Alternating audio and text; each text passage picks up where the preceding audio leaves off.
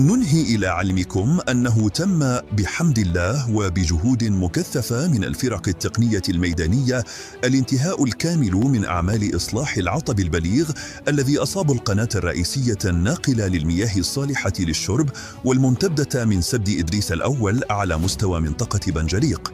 وبناء على ذلك بدأت عملية إعادة تدفق المياه بشكل تدريجي ومنتظم إلى كافة الأحياء المتأثرة، لا سيما في الجزء الجنوبي من العمالة، مع إنهاء العمل بالبرنامج المؤقت للتوزيع بالتناوب وعودة الخدمة إلى وضعها الطبيعي.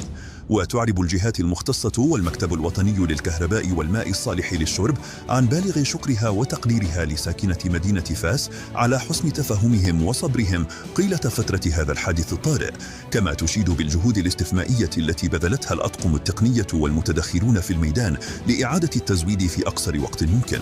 شكرا لمتابعتكم.